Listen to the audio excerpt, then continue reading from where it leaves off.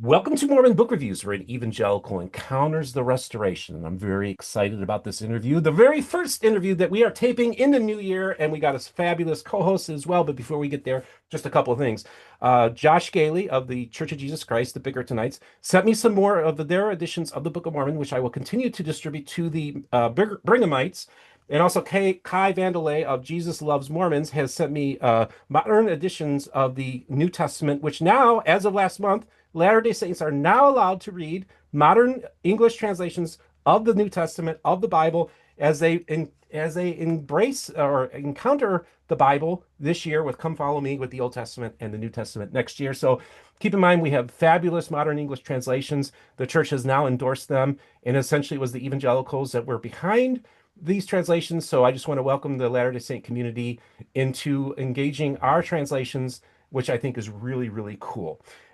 Speaking of really, really cool, one of the top humans in the world, one of my dearest friends, who I've had the opportunity to engage with at conferences such as the Mormon History Association. Early days, one of my earlier guests on this program when the channel was just this tiny little channel. And I just want to welcome my friend and special co-host today, Thomas Murphy. How you doing today? I'm doing quite well. Thank you, Steve. That's a kind introduction. I'm here in the traditional lands of the Coast Salish people near the Seattle, Washington. I'm glad to be joining you and very excited about our guest today. Amen. I love it, dude. It's so cool and it's greatly appreciated. And I want to welcome onto our program Dr. Brad Lepper, who is just one of the top experts on the Hopewell culture, has made some very important discoveries, both in the context of Ice Age findings, but also the Hopewell and Adena. And he is a very important person who's actually helps oversee the UNESCO sites in Ohio that are many of the mounds. And just want to welcome you, Brad, to the program. Welcome to Mormon Book Reviews. Thanks very much, Stephen. Appreciate the invitation to be here. So one of the things that Thomas and I we like, what's our strategy here about how we want this interview to go? And Thomas was like, let's just let him talk, and then we're going to ask him questions, and that's really what we want to do. So here you are, an individual who engages the Heartlanders approximately 15 years ago or so, and was actually featured in one of their documentaries, and that caused you to actually want to give a response to what was being said in those documentaries. And since then, over the course of the last decade and a half, you've been encountering, I tell people, I'm good friends with Rod Meldrum. I'm friends with the people that organize the bus tours to go see the Hopewell sites. And I thought, okay, what is the mainstream view of the Hopewell sites? So I wanted to educate our audience, in those including Heartlanders, to have a better understanding as what is the mainstream view of them, and so they can be described, but in a non-hostile way, because we're not here to undermine anybody's faith, but we just want to get people educated on what the mainstream view is on the Hopewell culture and how it may or may not have any correspondence with the Book of Mormon. And Brad is our leading expert on that. So Brad, I want you to maybe tell us a little background on your first engaging maybe claims that have been made, whether they're the 10 lost tribes or they're part of the Book of Mormon that I imagine you encounter all the time, and maybe what got you involved in that whole thing, as also what made you get interested in the Hopewell and Adena cultures and mound builders in the first place. Well, this could be a long story.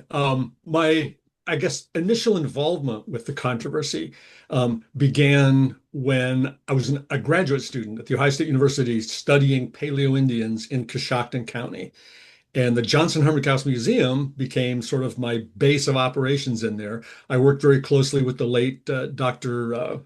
Norman Wright, who had been a collaborator with Dr. Proofer at the Kent State University when Dr. Proofer was doing his work on the Paleo Indians in that area. So I was like a second generation of people that Dr. Wright was helping.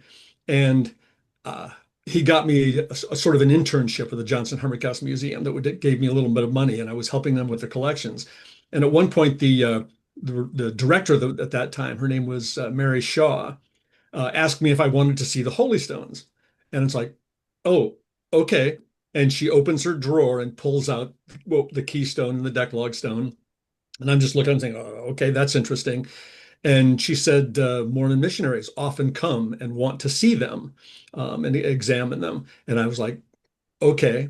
And that was pretty much the extent of my involvement until I graduate from grad school with my PhD. I can't get a job doing Paleo-Indian archaeology anywhere. I worked in cultural resource management for a year and hated that. And then a job at the Ohio History Connection opened up to be the curator and site archaeologist for the Newark earthworks and Flint Ridge. I'd had a graduate seminar on Hopewell, but I was by no means a Hopewell expert at that time. But I felt that this suited my talents. I did a lot of public interpretation, a lot of public archaeology, which was good, but I also got a chance to do some research. And as part of that, Mormons would come and want to see the site. I gave a bunch of Mormon missionaries a tour of the site at one point, and they were asking me all kinds of leading questions like, has any evidence been found that this was, a fort? And I said, well, no, it's clearly not a fort. The Great Circle has a ditch on the inside, would have been filled with water. We've done some excavations here. We've never found anything that indicates warfare happened here. And at the end of that tour, one of the Mormon missionaries handed me a Book of Mormon. And I thanked him and took it back to my office. And over the course of a few months, I decided to read it because I was aware that it basically claimed that Southern Ohio was this heartland for the Mormon religion, and that these earthworks were built by ancient European, Eurasian peoples. So as I'm reading the Book of Mormon, I had a highlighter with me, and sort of every time I encountered some evidence, there's chariots. Okay, have we found any chariots in the archaeological record? Horses, cattle, have we found any of that in the archaeological record? And every time, so I wasn't sort of looking to refute it, but I was saying, okay, here's this account, sort of, parallel to sort of the Old Testament, and it's supposed to have some historical importance. And if that's true, then we should be able to find evidence in contemporary archaeology of those things that were claimed. And I just had this huge list of things. No, that's not here. That's not here. That's not here. And it's not that we haven't looked. I mean, nobody's intentionally, well, maybe not nobody, but traditional archaeologists have not intentionally gone out to look for Book of Mormon evidence. I know there are Mormon archaeologists that do that. But in all of that, but lots of traditional archaeologists do lots of work at these Hopewell sites, and we investigate fire pits and find shells and burned seeds. And none of those seeds relate to domesticated plants from Eurasia. They are all local plants. During the Hopewell period, there's some of these are fully domesticated. It's called the Eastern Agricultural Complex. So if wheat or barley were being used by these people, we would have found those in those investigations. So I cannot find in all the work that I've done and in all the work that I've read from my colleagues any evidence that corroborates the material culture, the subsistence, the ways of life of the people that are described in the Book of Mormon in the Hopewell context. Okay, this is really great that you're bringing this up, and I love this, and it's very fascinating. So I want people to be very clear to understand. It reminds me, Thomas, a little bit of Studies in the Book of Mormon by D.H. Roberts, that letter that student wrote, and it also reminds me a lot of Michael Coe and his views on the Mesoamerican model, of course, of the Book of Mormon. And of course, you kind of referenced Brad as kind of being the Michael Coe of the Heartlanders. And I think it's really important that we make it very clear here that and I would just so I'm curious, Brad, do you still have that Book of Mormon with all the highlights in it? Because that would be really cool. I gave it to Milo Rossi, and he's the Mini Minute Man on a YouTube channel. Oh yeah. He's done 3 videos with me, and we just recently did one on the Great Hopewell Road. And I gave it to him because he's planning to do an episode on his podcast or on his YouTube channel about Mormon claims. Okay, great. And is he going to keep that Book of Mormon, or is he going to give it back to you? I may get it back someday. I okay, because that's a very important. I think that's a very important object. Keep that in your that's a very important thing, and that don't dismiss the importance of that document. Okay, so I know tons of collectors who probably love to get their hands on that thing as well. So okay, I have always been interested in claims. I read Barry Fell's book as a kid, America BC. I remember hearing, I knew people in the evangelical world who believed that the 10 lost tribes built the mounds. Okay. And so this idea of a Christian civilization existing in North America was something that I kind of thought there was a possibility. And then as a kid, I hear about these Michigan relics that are telling these biblical stories. And then, I mean, I'm just like, wow. And then I find out there's this group that basically believes the same thing, and they even claim to have these scriptures. I think that's kind of what got me interested in Mormonism, is just this whole fascinating world that I was already in, and then Mormonism just kind of added to it. I remember even as a little kid seeing something, and it probably was like on In Search Of or something, where they showed Jesus ministering to people in amongst the teepees. So that for me kind of, in my mind, placed the Book of Mormon happening in the Midwest. Uh, and so for a lot of Heartlanders, that's where they believe that too. Now, it's a long story, convoluted, so we're not going to get into that. But I think it's really interesting, Thomas. I want you to weigh in here too, because like I said earlier, doesn't this shades of Michael Coe, shades of studies of the Book of Mormon going on here? It's really interesting, isn't it, Thomas? Yeah, it's. I watched that episode, one of those episodes that Brad or Dr. Lepper appeared with Milo, and it on Mini Minuteman, and so that kind of drew my attention. And I knew of Brad's work already, particularly things he had published in Skeptical Inquirer and seen his publications over the years, and so I was aware of his work. But I reached out to you, Steve, saying, "Hey, Brad kind of reminds me of Michael Coe in the sense that Michael Coe was a Mesoamerican archaeologist who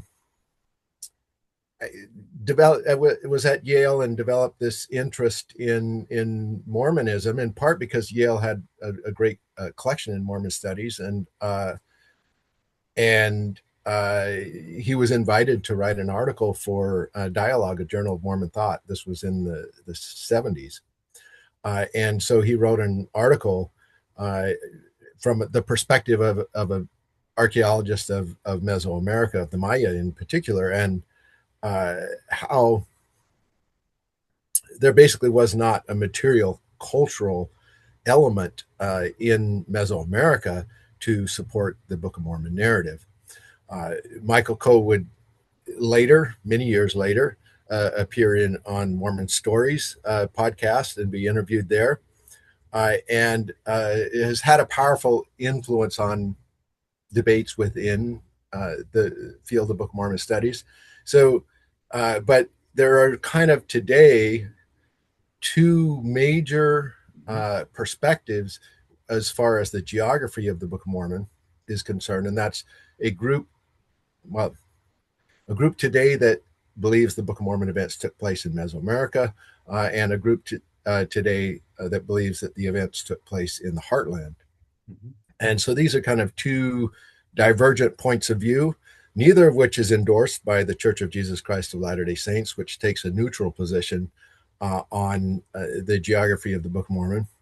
But I thought it would be great to have Brad's perspective on some of the claims being made by advocates of a heartland geography. So I'm delighted that he can join us today. No, I appreciate it. And thank you for giving us that context, because I think it's really important to see that. And also, this is the other thing though, too, Brad, is that we have this thing, we have this diffusionist movement, right? And a lot of people who advocate that there were multiple, cross-pollination going on between the old world and new world. And interestingly enough, Michael Coe, the very guy who says there's no connection to the Book of Mormon, and whether you may or may not know this, but he also believed that there was a Chinese influence on the Mayan culture. So there is this idea that's out there about diffusionism. Maybe talk a little bit what diffusionism is, and were you in one of your articles I read in Skeptical Inquirer, of course, there was thought that there was these Norse legends that talked about Vikings finding the world, and they were dismissed until the 1960s, and when they found these archaeological sites. So you can talk about how maybe you have theories, but then we have that to actually find the evidence and then confirm it. Maybe talk a little bit about that. Yeah, that's exactly right. You can claim anything you want to, but if you don't have the evidence to support it, then you can't really accept it as legitimate science. And yeah, there's absolutely firm evidence that the Norse came to North America at around 1000 AD at Nassau Meadows, and perhaps they had did some in Labrador and neighboring areas, but never as far as Minnesota. That's not an authentic thing, the Kensington runestone. So yes, there was interaction, but it was very late, like 1000 AD. I've never written anything that Dr. Coe, who I'm just humbled to be mentioned in the same sentence with. I didn't realize he'd written something about China's influence in Mesoamerica. I'd be interested in seeing the evidence that he marshaled in that context. But certainly, I mean, in terms of the genetic record that Thomas knows so well, there's no evidence of indigenous contact other than perhaps Polynesians in South America very late. So the Polynesians in South America, the Norse in far northeastern North America, and there's not evidence to support anything else. Um, Well, and a lot of people in the Heartlander movement believe that there is this kind of conspiracy, and it's interesting because Glenn Beck was also touting this. I remember watching those episodes when he was saying that there was this conspiracy by the Smithsonian to cover up these actual evidences out there, and that's one of the key claims that the Heartlanders make as well. That there is evidence, but that there is part of this academic conspiracy to essentially keep people from finding the true history of the Americas. Maybe speak to that. Well, I'm involved in that as well because the Ohio History Connection is also supposedly hiding the skeletons of giants in secret vaults, below our collections facility or something. And the Smithsonian, of course, is accused of the same thing. Hmm. And it's very tiresome Hmm. because the first thing I'll ask people is, why would I do that? Why would I hide evidence of giant humans? And they say, and the answers I get to that question are mostly incoherent. Some of them come out to say, well, you're just trying to uphold Darwin's theory, and the giants would refute that. I'm like, wait a minute, we have giant ground sloths in the Ice Age. We could have people of very large size, giants. It's not outside of Darwin's theory. So why would I hide them? I said, like the Ohio Historical Society or the Ohio History Connection is a private nonprofit. If we had skeletons of giants that we would put on display, we would bring thousands and thousands of visitors. We would make gobs of money. We wouldn't have to worry about our budget anymore. I mean, why would we not do that? It's nonsense. Okay, And well, I would, yeah, please, yeah, I would Thomas. add that, as an anthropologist, that, you know, to find something of that significance could build a career.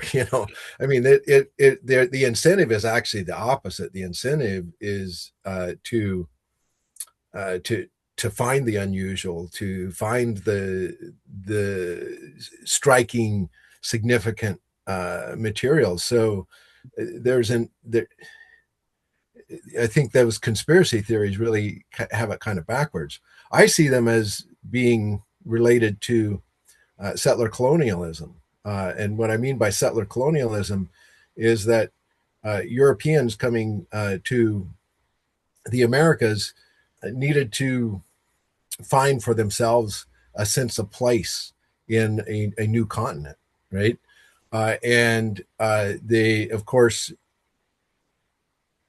acquired land through sometimes violent means, sometimes deceptive means, and had to reconcile kind of their ethics with their behavior. And so ideas emerged over time that helped legitimate settler presence in European settler presence in particular in the Americas. And so I'd like to ask Brad, what do you how do you see these conspiracies and these ideas being developed about Hebrews and Christians in ancient America? What does that have to do with settler colonialism and that the need of settlers to locate themselves in this new country? Yeah, I mean, no, I think that's key. And I don't think it's even a conspiracy theory. I think it's historically documented that Europeans used the mound builder myth that there was this ancient civilization of white people here. barbarous Indians came in later and displaced those people. It's our right, it's our responsibility to reclaim civilization in this land for white European kinds of people and to displace the savages who'd never really belonged here to begin with. I mean, and that was a sort of a myth that's been championed over and over again to justify white people murdering and displacing and doing all the terrible things we've done to indigenous American Indians. Um, Roger Kennedy, in his book Ancient Cities, talks about that this mound builder myth was promoted like until what was it, 1894, when Cyrus Thomas sort of demonstrated that no, the people that built the mounds are the ancestors of the indigenous Native Americans. And he says, then suddenly said, oh, well, then I guess the mounds aren't important after all, and let's plow them down and get rid of them and ignore them because they're remnants of this indigenous barbarian civilization, ignoring all the amazing evidence of geometry and then later, as we know, astronomy that are built into these incredible monumental earthworks that are a tremendous legacy, a tremendous evidence of the indigenous American Indians' ancestry and legacy. So I just want to say I had a great conversation the other day with Kels Goodman, and he, of course, had some correspondence with you and wanted to push back on the narrative that the Book of Mormon puts out a racist agenda. And one of the things that they would push back on is that the Mormon, so basically, yes, essentially what the mounds represented was that if you tie in the mounds to the indigenous people, they would then have a legitimate land claim. And they wanted to separate them from that land claim so that then they can remove them. But what Joseph Smith and or the Book of Mormon is doing is saying, no, the people that you see here are the legitimate people who created these mounds. That's what, so the indigenous culture you are encountering were the people that are tied to these mounds. So maybe speak to that, because that seems to be like a counter to what the dominant narrative was at the time. Sure, and I think Thomas would have a lot to say about this too in terms of the genetic record, but the archaeological record demonstrates overwhelmingly that people have been here for at least 16,000 years and perhaps as much as 23,000 years. And there's a continuous record of that culture, those people as they changed through time and their cultures changed over time, that just runs seamlessly up until European contact. And to suggest that no, somewhere along the line, people came from Eurasia at maybe what, 300 BC, and they were white people and they built the mounds. That totally disregards the chronology of indigenous people in America and the fact that the people that built the mounds are the same people that were the Adena and were the Archaic and Paleo-Indian peoples before them, the descendants thereof. So it's just a way of whitewashing a kind of a story that, and I don't want to accuse individual people of racism because clearly they're not. They have these beliefs that somehow allow them to accept that sort of racist core at the center of this, which was part of this mound builder myth. That was a context in which Joseph Smith's writings come out of and are deeply influenced by, and saying that no, it's the white people who were the indigenous American Indians building these mounds. It's like that's just not. There's no evidence for that. And it, in fact, flies against all the evidence that says it's the other, that these are indigenous people that have been here for thousands and thousands of years, developing these civilizations over time. There's no connection to Europe in the genetic evidence, in the archaeological evidence. It's maybe a pleasant myth for some people to consider and think about and believe. Thomas, I think you want to weigh in here. Yeah, I just finished recently a book that I talked about on your program previously, very early or several years ago in the process. The book is called Unsettling Scripture, Iroquois and the Book of Mormon.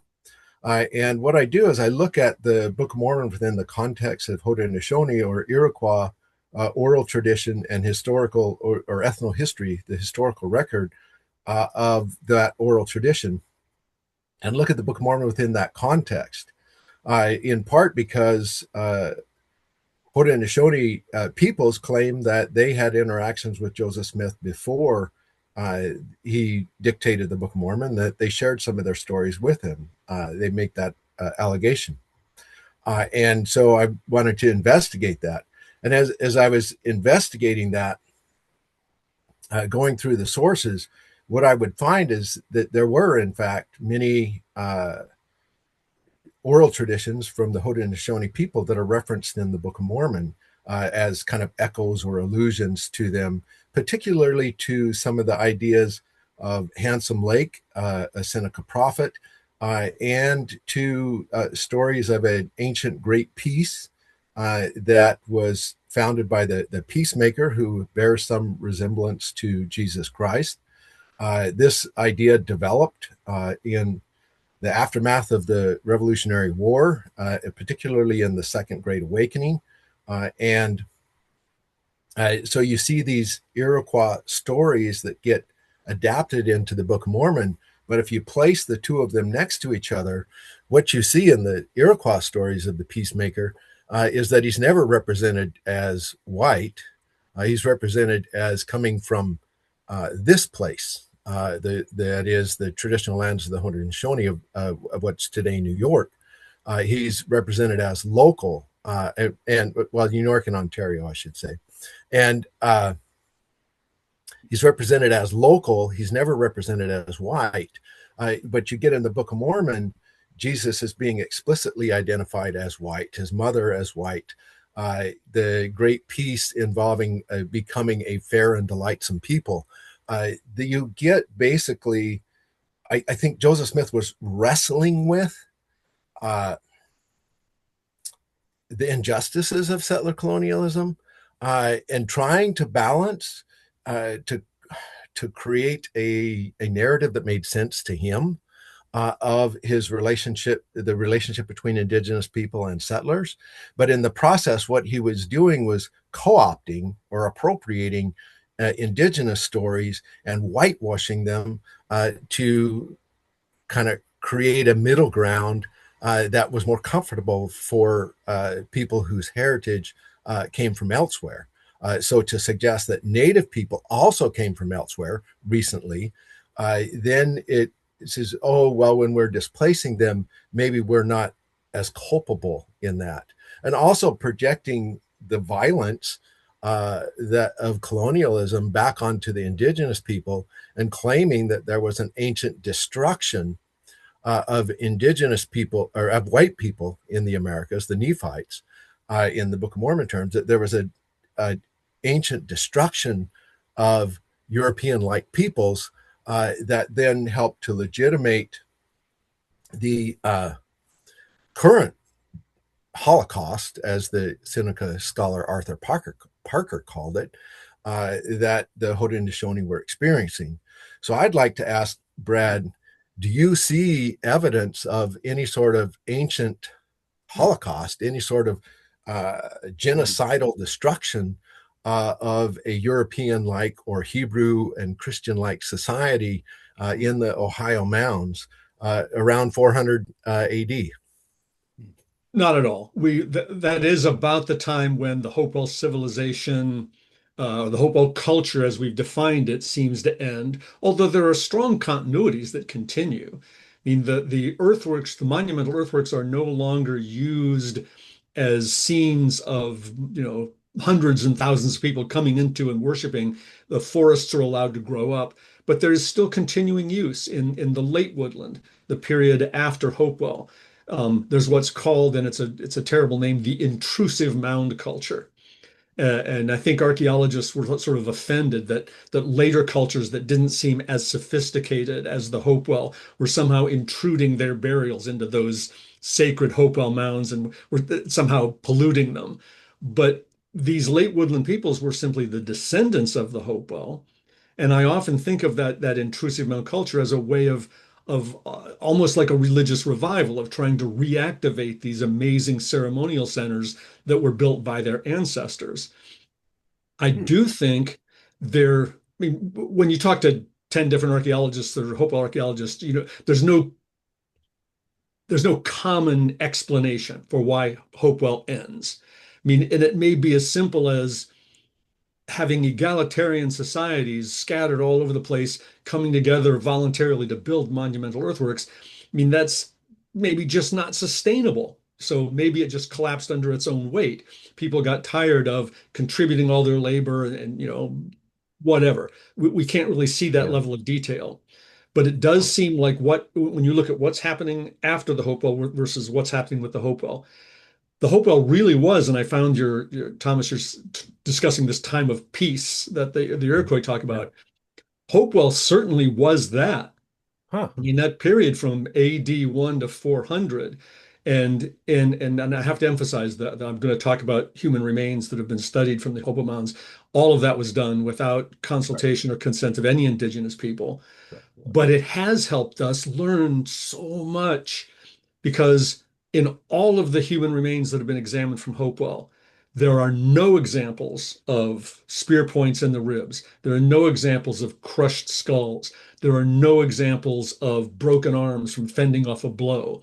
There is literally no evidence of violence during the Hopewell period that we have, unless there are some things that could possibly be interpreted as human sacrifice, but they're very rare, and the evidence marshaled for them is questionable, but it's certainly possible. But we have more evidence for human violent interactions before Hopewell, and certainly there are many more after Hopewell.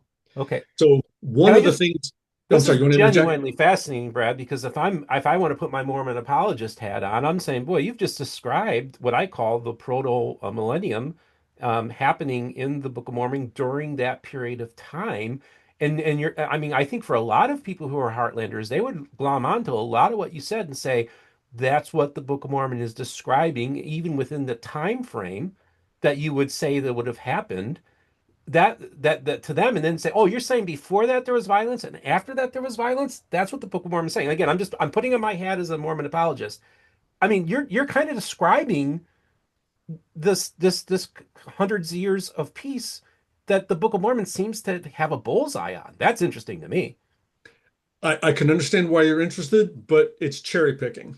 I mean, Okay. there's so much else that conflicts in the archaeological record with claims of Nephites that it's hard to say, because there is this correspondence in time that justifies this explanation, and maybe Sure. not. And there's continuity afterwards. But what happens afterwards? And in the book I've written about Ohio archaeology, what I think happens that causes that is that I think essentially Hopewell were victims of their own success because they lived in these scattered little communities that are not even big enough to call villages. They're more like individual homesteads. And hundreds, thousands of those were around these earthworks, and people came together to participate in ceremonies. And pilgrims were coming, I think, from the literal ends of the world, bringing offerings of shell from the Gulf of Mexico and obsidian from the Rocky Mountains and copper from southern Canada. Um, so I think these were huge pilgrimage centers.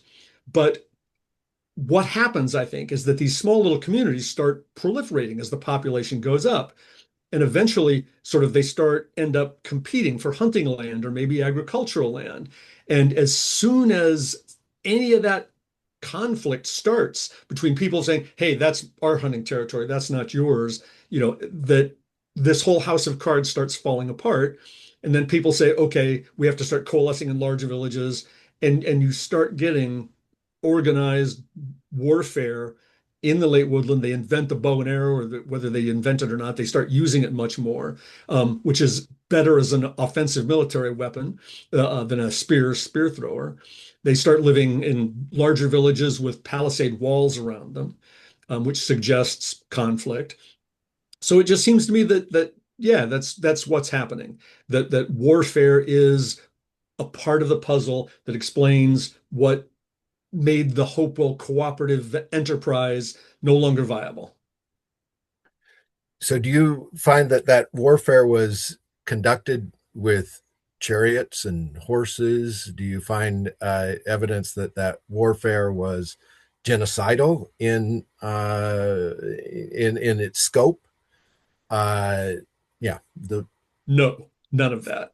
I mean, they're small communities. I mean, it's like the sort of violence that's been studied in South America and contemporary indigenous cultures down there. Maybe not contemporary anymore. It's just sort of inter-village warfare where they go kill a few people and then go back home. And they're basically like trying to control a territory. Mhm. And they're not trying to genocidally wipe out their enemies. They're just trying to keep their enemies out of their territory.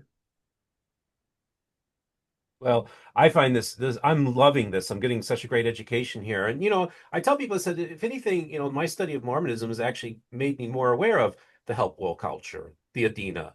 It's made me more aware of Mayan civilization. And so it's made me more appreciative of these peoples and their stories. And so in its own way, the Book of Mormon has helped educate people on these really fascinating cultures and undertold stories that I think it's really important. That's why I want to have you on to talk about these things. And I want to continue this, but I also kind of feel like I want to talk about one thing, or maybe you could pull up your slide presentation, because of course there are people that are claiming that there are artifacts like the Back Creek stone, like the Decalogue stone, the Holy Stones, that seem to confirm, um, that there was some kind of ancient Jewish presence in the mound culture. And of course, with the Heartlander model, they think that the Adena were the Jaredites and that the Hopewell were the Nephites. And here we have the Newark Holy Stones. And of course, Glenn Beck, when he was really pushing this was really tied into a lot of this stuff. And I remember when all that happened. And as a kid, I've been fascinated in these objects as well. I'd like for you to just tell us a little bit about these. Sure. It's interesting because it was never my intention as an archaeologist to become an expert on the Newark Holy Stones. But when I got the job at Newark, I would give people tours, and occasionally someone would say, "Well, what about the Holy Stones?" And I remembered seeing them at the Johnson-Humrickhouse Museum, and I remember hearing that they were frauds. And I said, "Oh, no, no, those are frauds." And then people would say, "No, no, Dr. Allrutz at Denison University says they're real." I'm like, "What?"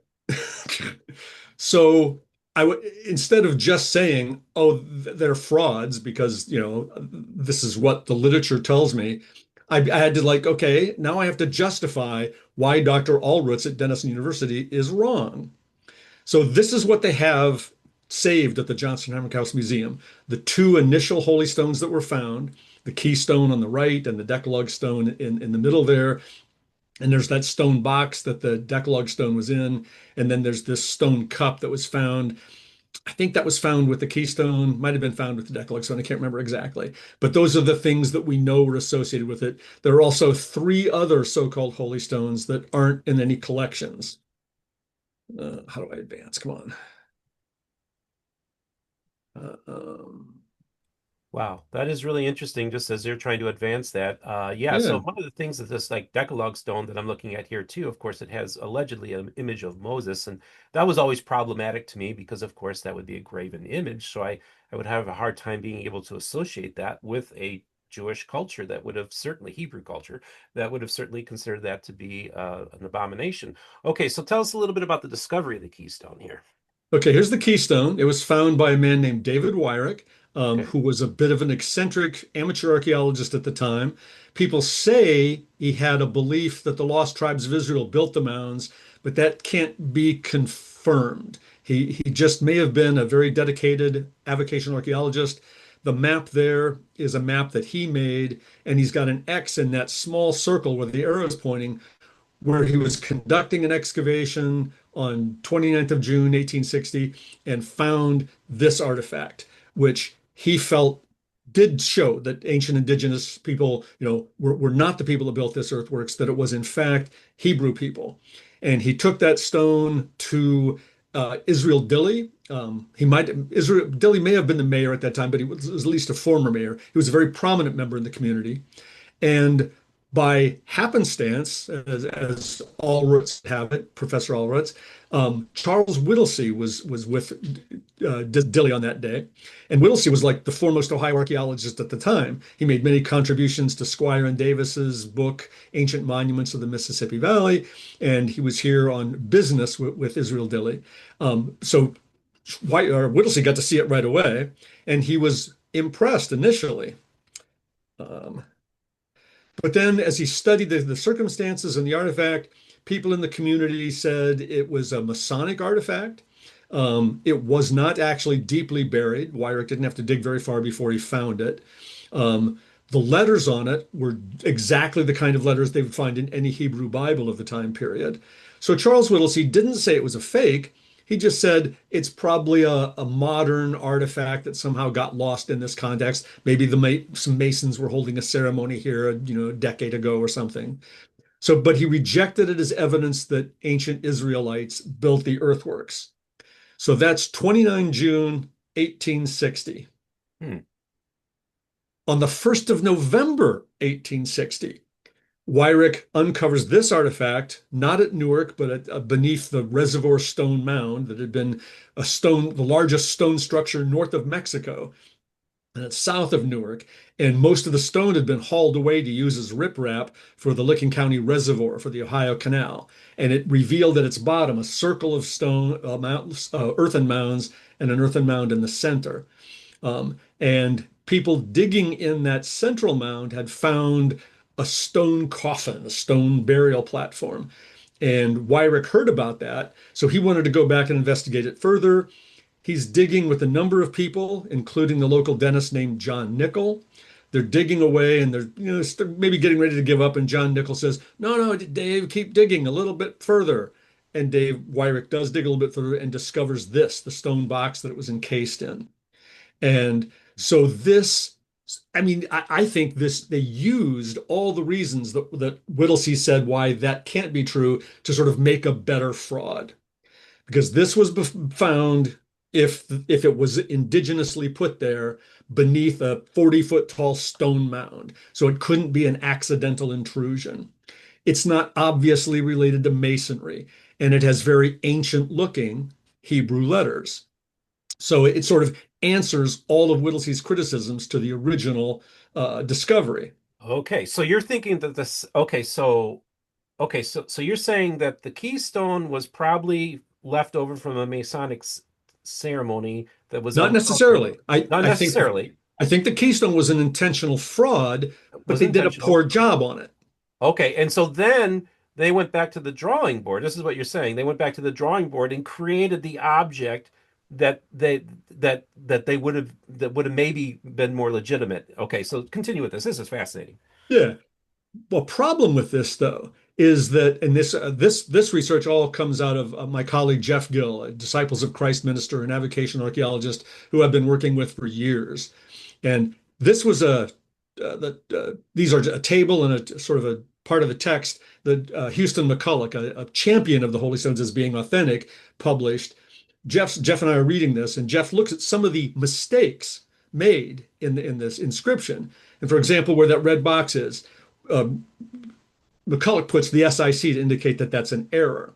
Okay. Well, that's an error because, according to Jeff's interpretation, that I think is quite accurate, is that the sort of square block there that should have been a Daleth looks, let's say, how do I say that? Yes, in the Decalogue alphabet on the right there at the bottom, it's a Kaf, but Okay. it should have been a Daleth.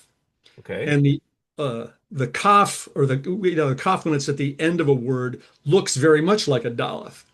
So we think the stone carver was handed a Hebrew inscription written out, and he was looking for that sort of upside down for that square, and found that Kaf and engraved the Kaf instead of a Daleth. Huh. And So it's only because of the resemblance of the two letters that they got mixed up. no, just to And kind of push back here, can't somebody make the argument that an ancient inscriber could make a spelling mistake? well, let's ask um, the foremost expert on Paleo Hebrew Okay. sort of ever, Frank Moore Cross, because we developed this argument and sent it to him. Okay. Oh, did hold on one second. Brad, Thomas, can you hear me? Yes, I can hear you. Okay. He looks to have frozen up. Okay. Looks like he I froze can up. read the. Yeah, let's read this because I think we could, and I'm sure he'll hop on as soon as he gets back on here. To your query, Jeff Gill's observation, the blunder. Why don't you read this? Read this, Thomas. Do you mind reading it? If I could read the Hebrew. Oh, Oh, okay. we lost him. That's fine. So he's hopping Oh, back on. There yeah, we go. No problem. This happens. No, Brad, glad to have you back with us. We are talking about Yeah. this. So why don't you get back on the screen share and share this with us? Because it's really interesting. Because like I had asked just so people know why couldn't an ancient inscription be, why couldn't they make a mistake or something? And you had sent this in your work to this leading expert, and let's pull this up. And it'll be here any second now. And there we go. Okay, so tell us a little bit of Frank Moorcross and what he thought. Yeah, Frank Moorcross was one of the foremost Paleo-Archaic Hebrew specialists. He was the only American on the effort to decipher the Dead Sea Scrolls involved. And here his a copy from his letter to me saying that Jeff Gill's observation that this blunder of the Daleth or the Kaf or vice versa, Jeff's the expert on all that. He says is certainly correct. There is no other plausible explanation for that error. And then in his letter, he goes on and say, yeah, and there are other mistakes that are of a similar sort in the inscription. So the Decalogue alphabet is a made-up alphabet to look ancient, but when the forger was transcribing the text onto the stone, they made little errors that are understandable now, Okay. that prove it to be based fundamentally on 19th century Hebrew typescript. Okay. So that's what you're saying. And so that's what that indicates that it was a modern invention and not an ancient mistake. Yes. Okay. Well, thank you very much. So that conclusively proves it's a fake. So then the interesting question for Jeff and I is, why would people do that? Let's see. Did I have one more Huh. slide? Let me check. Yeah, that is a great question. And of course, a lot of this kind of stuff was happening, a lot of claims of ancient civilizations. And okay. Now talk Oh, about this. This looks fascinating to me. okay. We think this is the template for so that this engraver was handed this book and the Hebrew inscription to transfer onto this. So it's a good stonecutter that's doing this. It's not some person. And this was a book published by Austin Laird about his discoveries at Nineveh and Babylon. It's published in like 1853.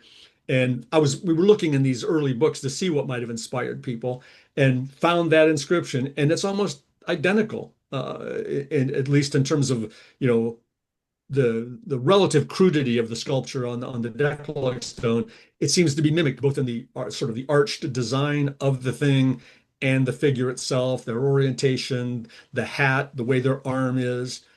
So this clearly seems to be like some person involved in the fraud took this book and this picture, handed it to the stone carver, and gave their transcription. These are the letters, the inscription we want you to engrave on it. Go. Huh. And that's ultimately what they produced.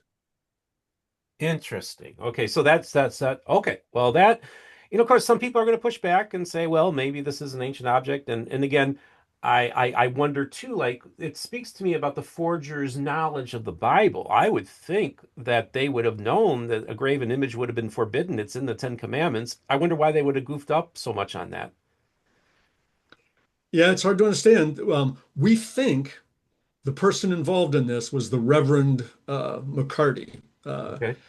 John Winspear McCarty, and that his idea in this fraud, we think, in terms of the historical context we've pieced together, was not to suggest the lost tribes of Israel were here, but it was simply to say that, because at this time, there was this big debate in the biological, anthropological community between the unity of man, that all people were descended from everybody, from a common ancestor, and that human slavery was wrong because the Black Africans were our brothers and sisters, versus the idea of special creation, that all these different races were created separately, and the blacks are supposed to be slaves, and the Indians are supposed to be inferior, and that was called polygenesis.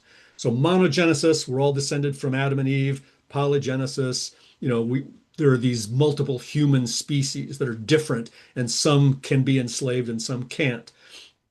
And this discovery, one of the things that the polygenicists were arguing was that the mounds were older than Adam, the mounds Oh, reflect a very ancient civilization. okay. And that would support the apologenesis thing, that different civilizations or different peoples actually were created in their indigenous homelands.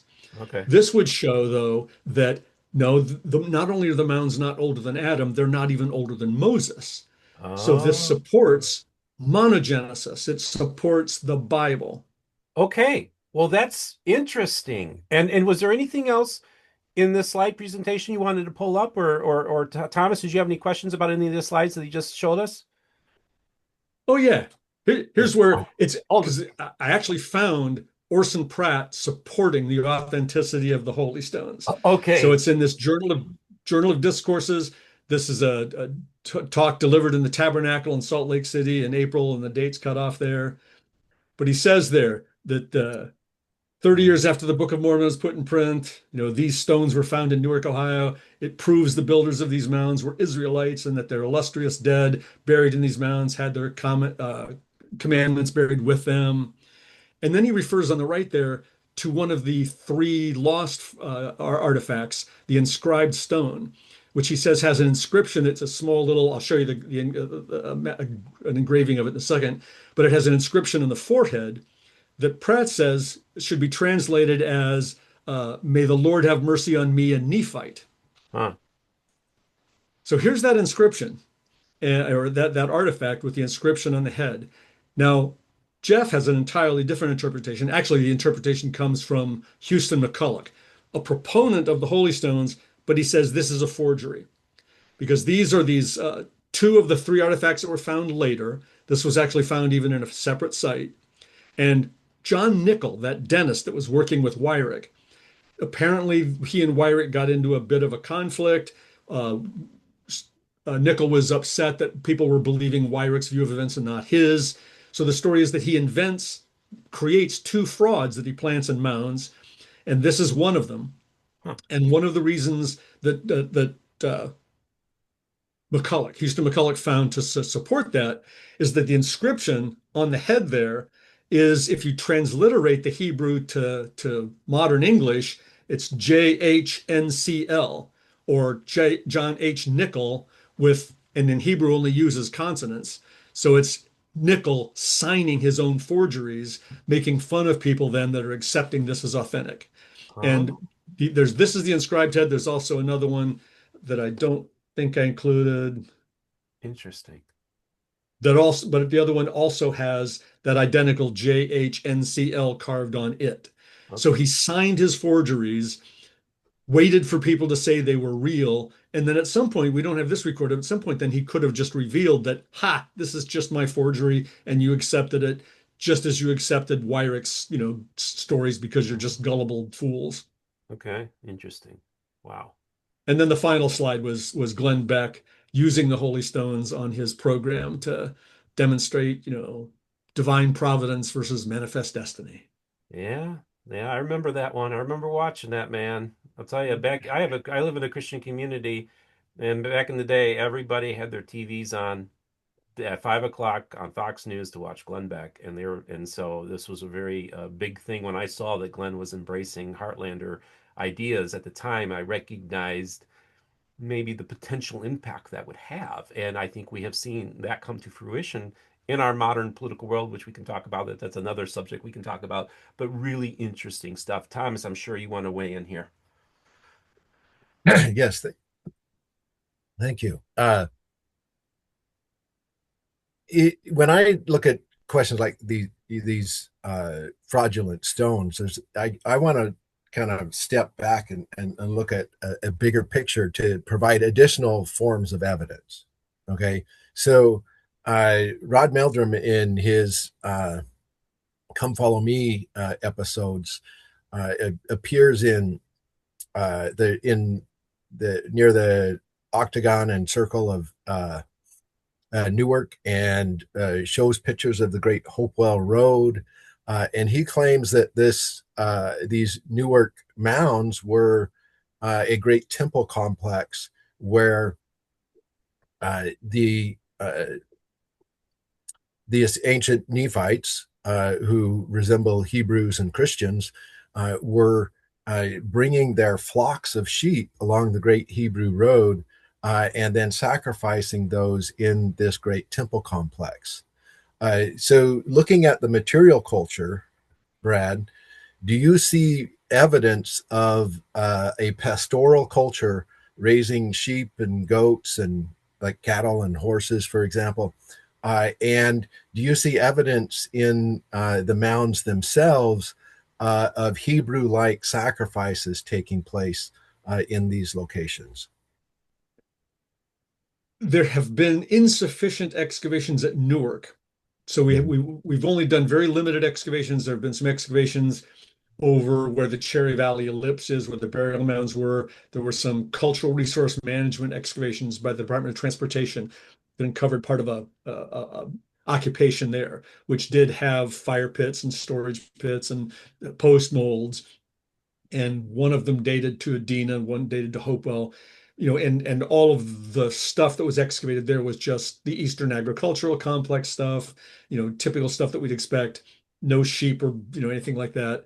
But we've never done major excavations inside the circles, inside the circle and octagon for various reasons. Mhm. One is most recently is that we don't want to do intrusive excavations without consulting with our indigenous partners, and they're not very favorable to us digging stuff up anymore.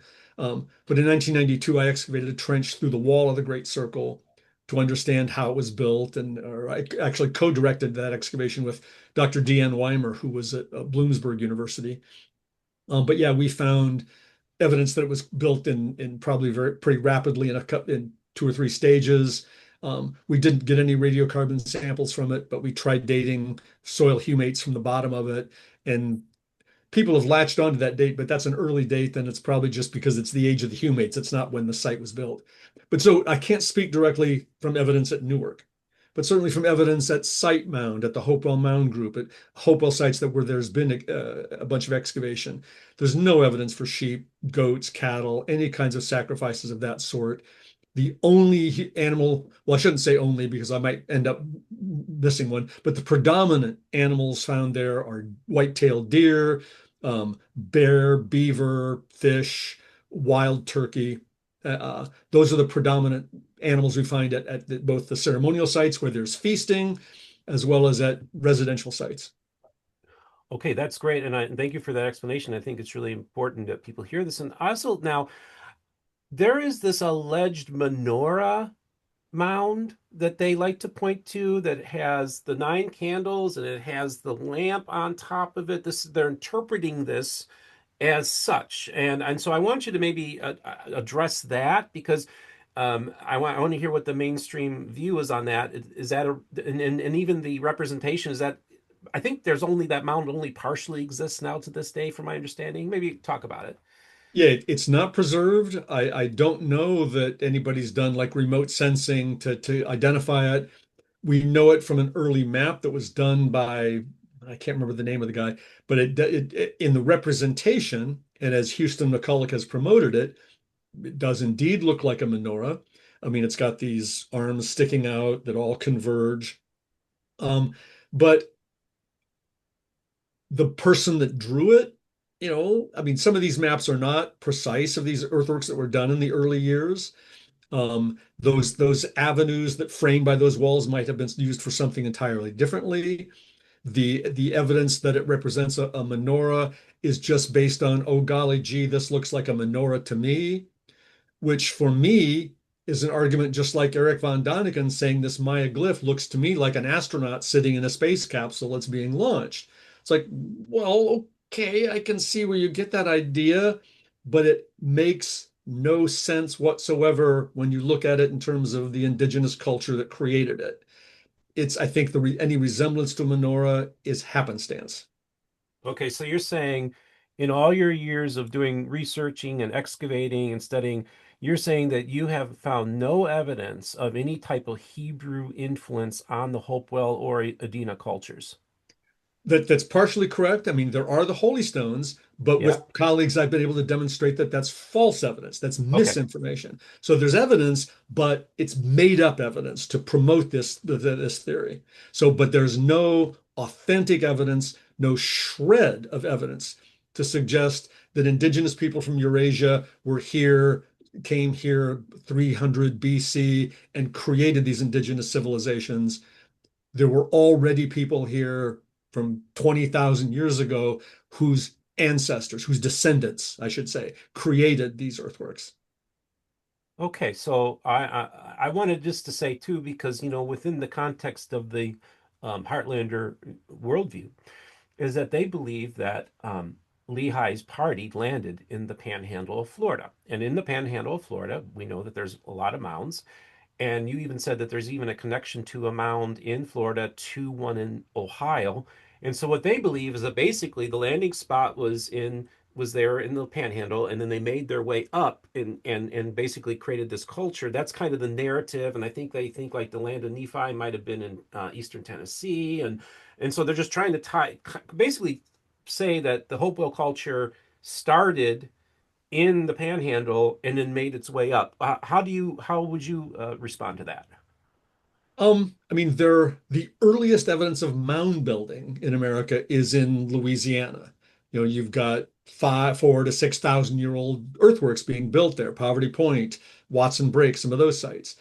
The next sort of explosion of mound builders is the Adena in southern Ohio and neighboring Indiana, West Virginia, Kentucky.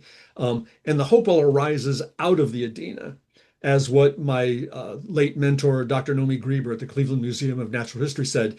It was a literal explosion of ceremony, architecture, science, and math, and all this geometry and astronomy. And it sort of bursts onto the scene as a cultural explosion.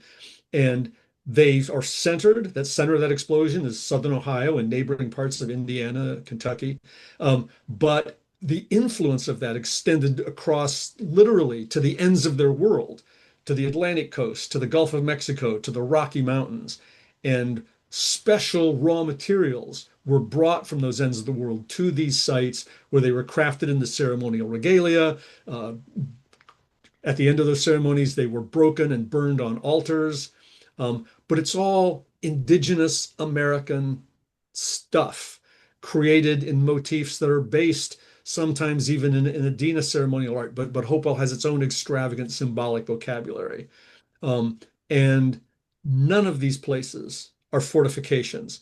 They're giant places of ceremony. We talked about Ron Meldrum earlier. He has a video of the Great Circle where he's standing inside the circle talking about this interior ditch as if it were an exterior ditch, talking about Nephites or Lamanites or whoever was assaulting the site and having to go through that ditch and how the ditch filled up with the dead as they continued trying to attack the people on the other side. But the ditch is inside the circle. There was a guy back in the 1800s, Matthews. He wrote a book called Behemoth, and he was interpreting the Great Circle as an animal trap for a mastodon. But he said it was constructed on principles of military science now lost or inexplicable. So it's just not a fort. None of these sites work as forts. Even the site in southern Ohio we call Fort Ancient, 3.5 miles of earthen walls that surround a plateau that looks very much like Iron Age hill forts. The ditches are on the inside of the walls. There are more than 80 gateways. So instead of creating a fort, you've created a sieve where people can attack all these different gateways. And the size of it means thousands of people would have been needed to defend that.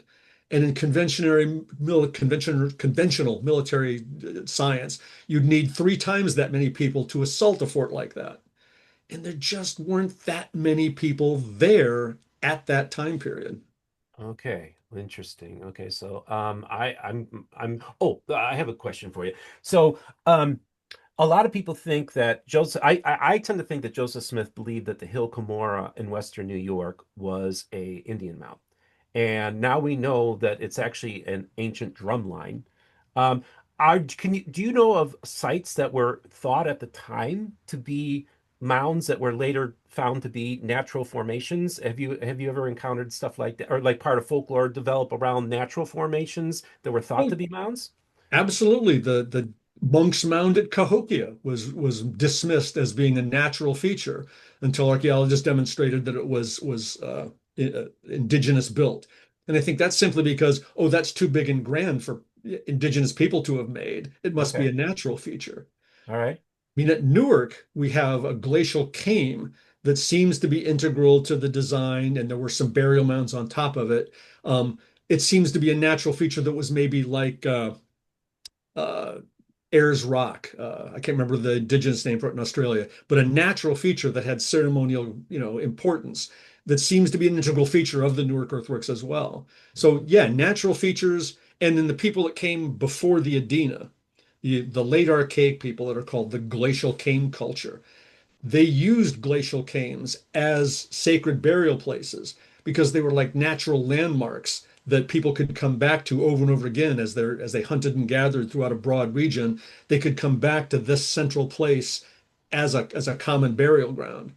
And it may be that mound building develops from people thinking that these mounds are sacred, and I'm living in a place that doesn't have those mounds now, so we'll make our own. Wow. Okay. And one last question, and I want Thomas to do some ask some questions here too.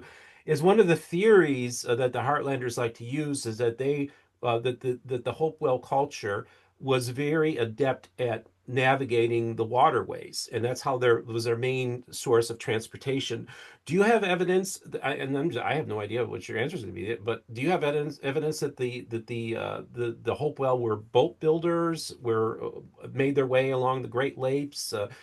Mississippi, Ohio River. I mean, maybe speak to that.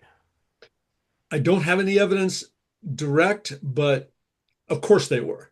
I mean, of Okay. course this material is being brought on rivers. I mean, in the obsidian from Wyoming comes from Obsidian Wow. Cliff in Yeah. Yellowstone Park. The evidence shows that. I mean, and you can take the Yellowstone River to the Missouri River, to the Mississippi River, to the Ohio River, Okay. to the Scioto River, and come directly to these sites to present these offerings. It could all be done, by boat. And we do. I don't know what the record for like the oldest dugout canoe is in America, but it's I think it's the older than Hopewell. So I'm pretty sure of course they had them. And of course waterways were arteries of transportation. But direct evidence is harder to find.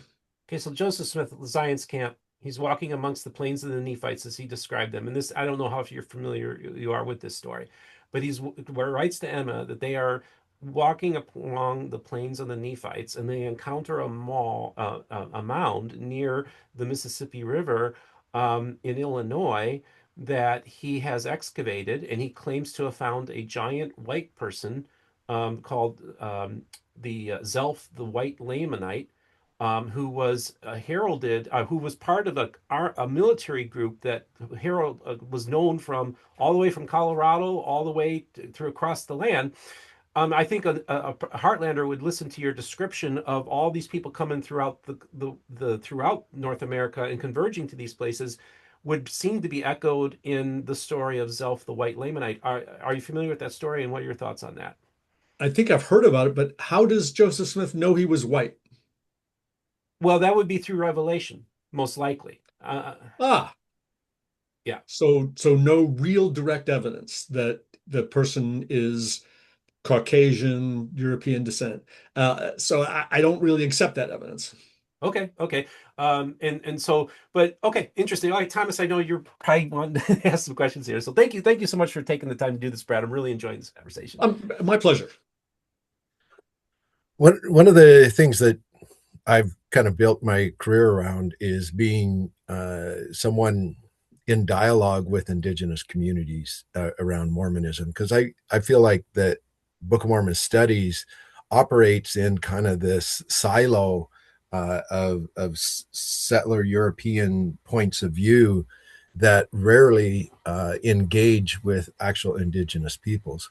And so Ohio is an area that's quite interesting in that the indigenous peoples were removed violently from that state. And so it kind of opens up this place for settler interpretations of indigenous material culture, where still today, I mean, we as a group of podcasters here talking about this clearly represent the predominance of settler voices uh, in these interpretations. And so, what I'd like to ask Brad is, in your role with Ohio History Connection, what has been your interactions with indigenous descendants of mound builders, and what could Mormons learn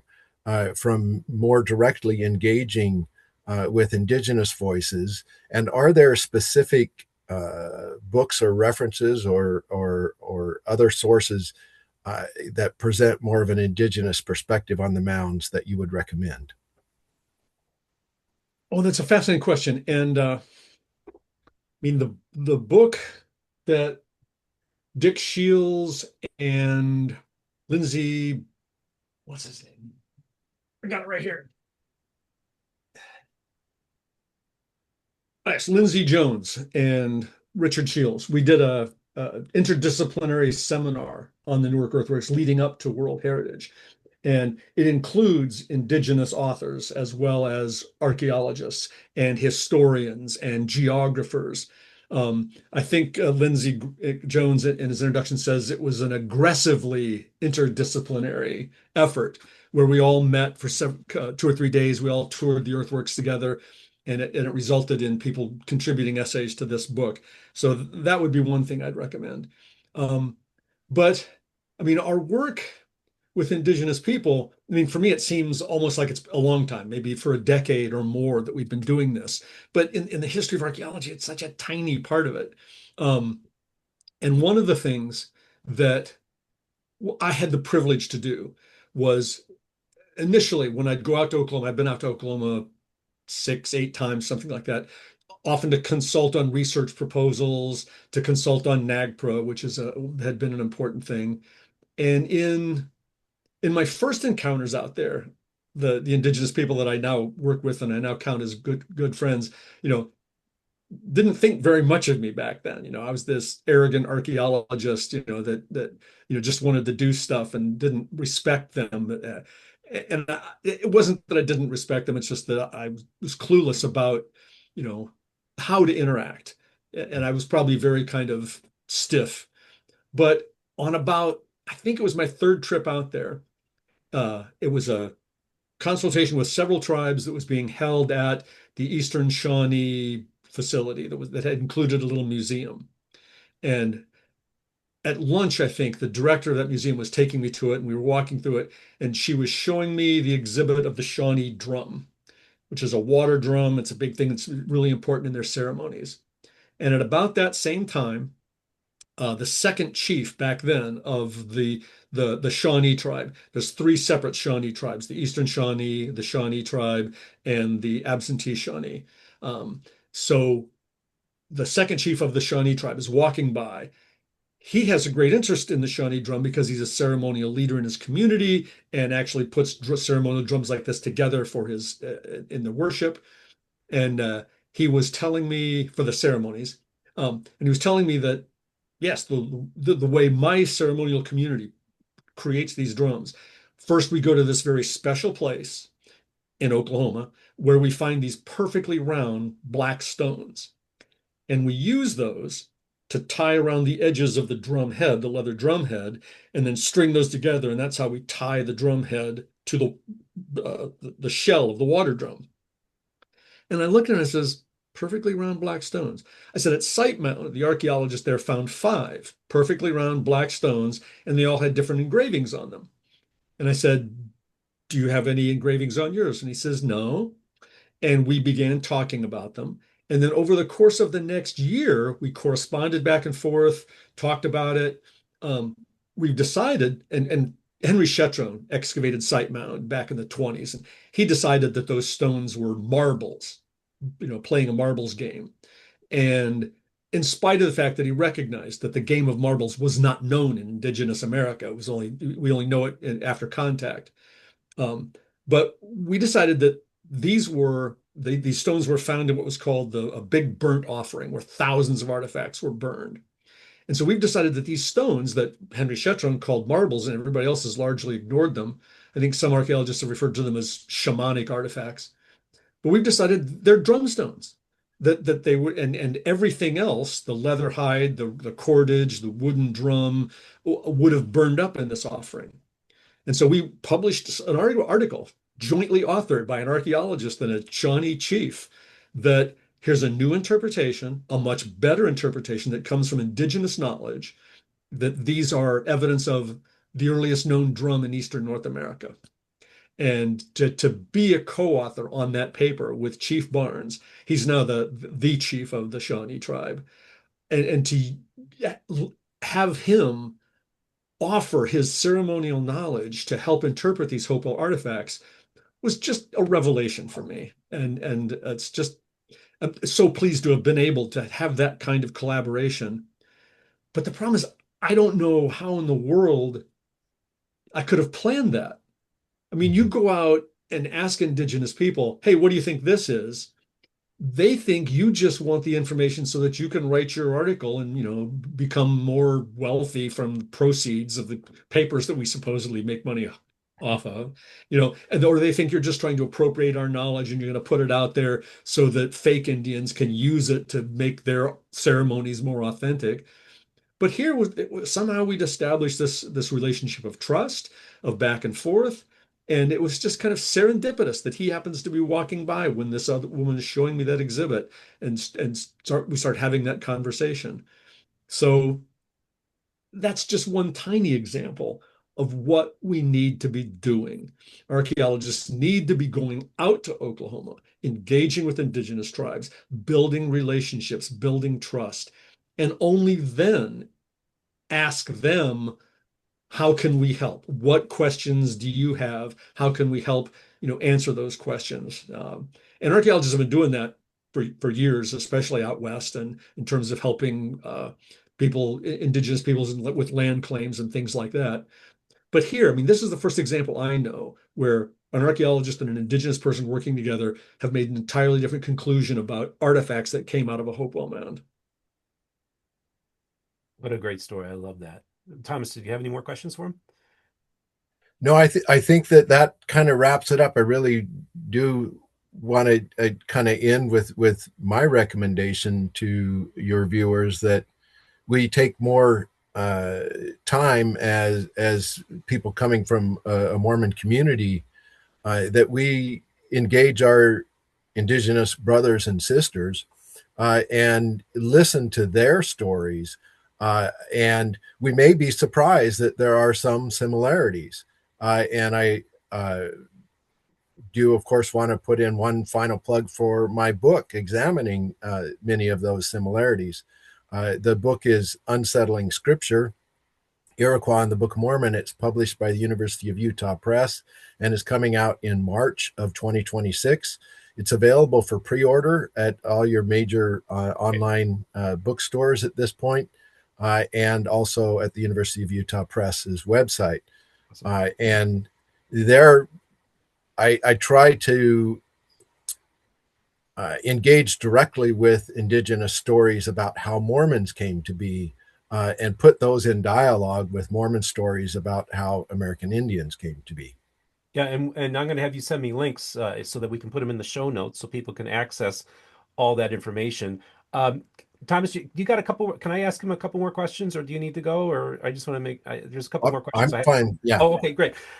So I just, and then I want to wrap it up too. And of course, I'm going to also reference the Skeptical Inquiry articles that he wrote about 15 years ago, and I'm going to provide a link for that as well. And just actually before that, let's just pull it up on the screen while we're here.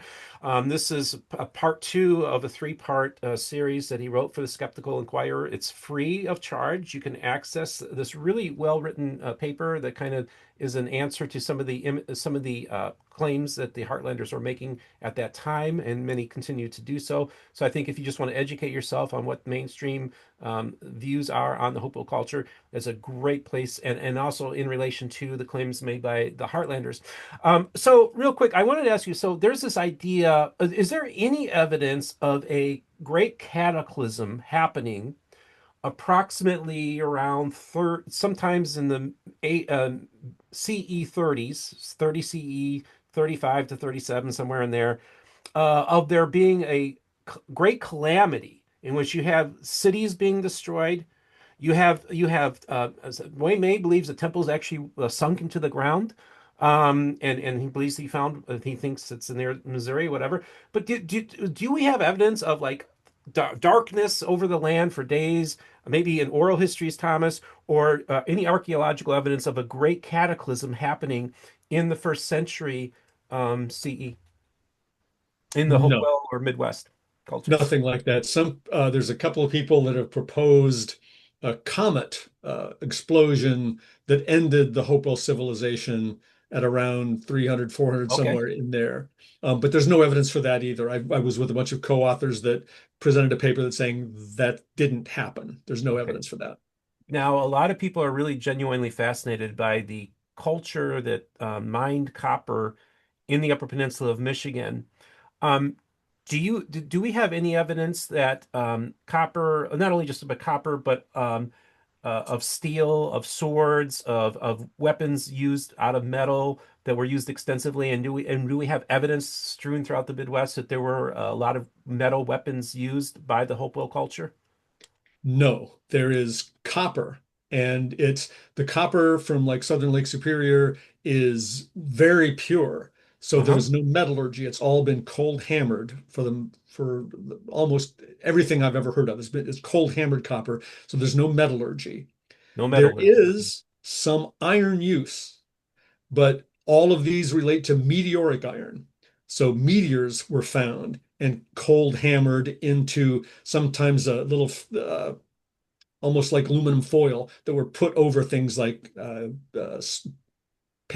pan, well, pan pipes perhaps, but also ear spools and some other artifacts. We have like engraving things that look like nails made out of meteoric iron. So they had the use of copper, they had the use of meteoric iron. They did not forge, they did not do metallurgy of any sort other than cold hammering copper and this meteoric iron.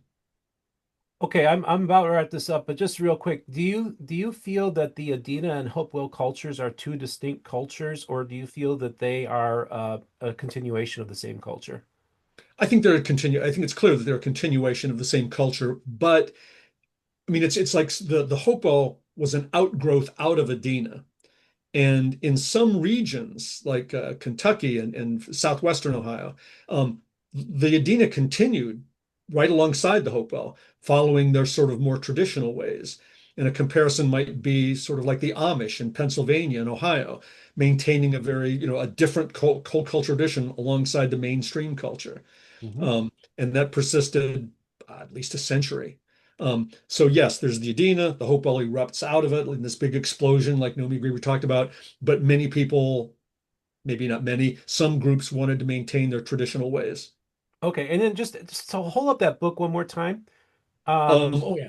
and so I'm going to provide, if you could provide me links, Brad, to that book, so people who are interested, because it's Mormon book reviews, we got to stay tethered to books here, about that book. And I look at that photo. I mean, it's not a photo, but that image that's on the thing, and it tells me, is there some knowledge of astronomy that these cultures had that aligned their complexes? Because that obviously that cover seems to imply that. Yes, and this really, I mean, the regularities in geometry are astonishing on their own, and those been established. Even Squire and Davis in 1848 recognized some of that, but it's even more than they imagined. It's common units of measure and so on. But yeah, it was two guys in the 1980s, Dr. Ray Hively, a physicist and astronomer, and Dr. Robert Horn, a philosopher at Earlham College in Indiana. They and it's fascinating and it's worth for me, I think, telling the story because they weren't a couple of crackpots trying to prove a wild theory. They actually were trying to disprove a theory.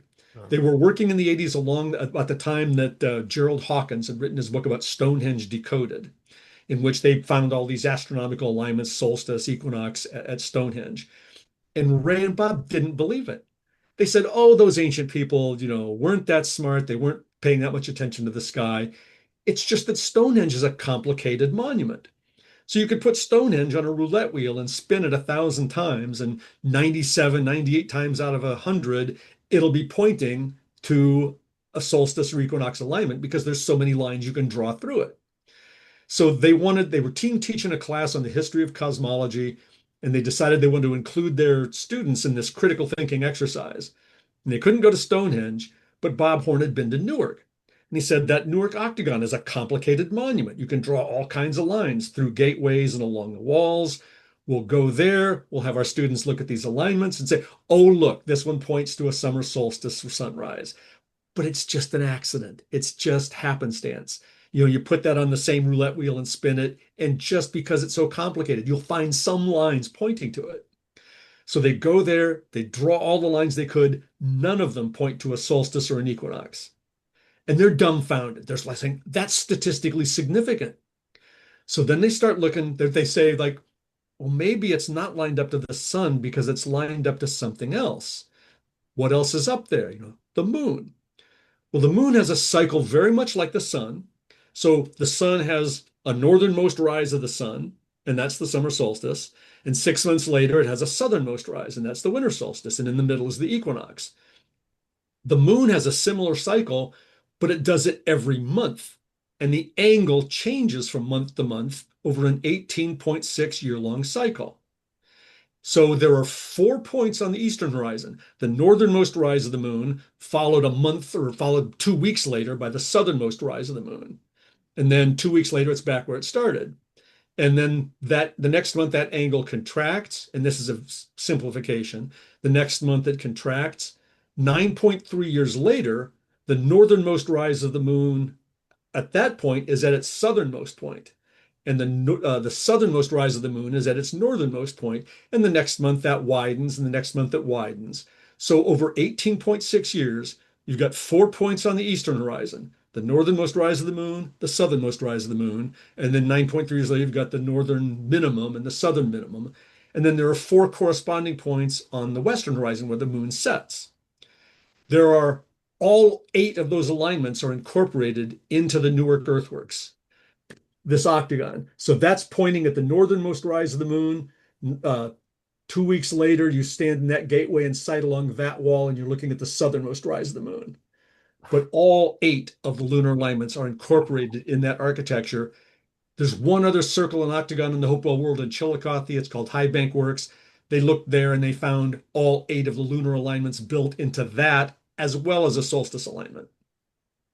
Wow, that's amazing. It's astonishing. This is great. See, this is what I love about this is we can learn so much, even if it's if the, and you as bringing this to the table has just been absolutely a joyful occasion for me. I thoroughly enjoyed our conversation. Brad, you're an awesome human being and Well, thank a you. great scholar. And I hope to continue this dialogue with you. I'd love to have you back on. And Thomas, I think this is great. What do you think, Thomas? I very much enjoyed it. Thank you for sharing what your experience and knowledge and your interactions with Mormon and Indigenous communities. And thank you for including me, Steve. And I look forward to learning more. I actually am quite looking forward to Many Minutemen's take on this. And so we're looking forward to that as well. And finally, I'd like to conclude by thanking the Indigenous scholars that have collaborated with me, especially my colleague Angela Baca from the Hopi and Navajo nations, and to recommend a new book by a colleague, a Dakota colleague by the name of Elise Boxer, called Mormon Settler Colonialism, Inventing the Lamanite. This is a great way to get an active LDS Indigenous perspective on the Book of Mormon, one that I think is revolutionary. And I will send you a link for that as well, Steve. But I would put that and hopefully my book on people's reading list. Awesome. Thank Love you. it. Love it, Brad. And if there's any links that you would like for me to provide, just email them to me and I'll make sure to include them in the show notes. Yeah, I will, because the book I wrote, Ohio Archaeology, which I think still holds up very well, is now out of print. But I've made PDFs of each of the chapters that I have available for free on my academia page. So I'd be happy to share those. Thank you. Really, really appreciate you taking your time to do this today, folks. What did you think? I'd love to hear your comments. Are you a Heartlander? Do you does this is this the world that you believe existed? in the Hopewell culture. Do you still feel that way? What did you think of his thoughts today? I think we were very respectful, and I was able to, I think, ask a lot of questions that Heartlanders would be asking you. I look forward to getting up to Ohio and getting a tour with you sometime too. And Uh, again, and Brett, just so for people who how can they uh, be able to go out there and get tours? Just maybe talk a little bit about that. Yeah, both sites, the Great Circle and the Octagon Earthworks, are UNESCO World Heritage Sites. We have interpretation centers at both sites. There are regularly scheduled tours.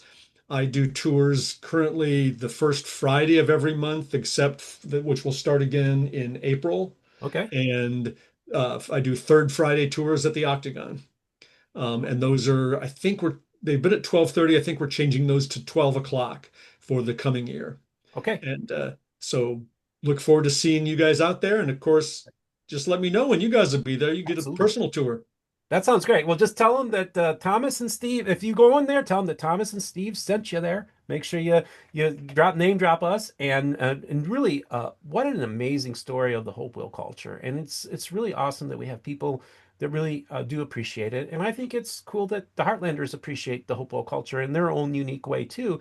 And let's be respectful of these sites. And let's be respectful of the people who built them. And let's be respectful of the people that exist to this day that helped create these mound works, and let's honor them as well as now. So this was my first interview since the New Year. I just want to report good news that last December was the second best month ever for Mormon book reviews. We finally are back to the levels we were before my medical condition last year essentially sidelined me for a while. So I want to thank everybody for their thoughts and prayers. Leave your comments, and we'll have links in the description for everything we talked about, including those of you who would like to financially support the channel. There will be links there too. Couldn't do it without you.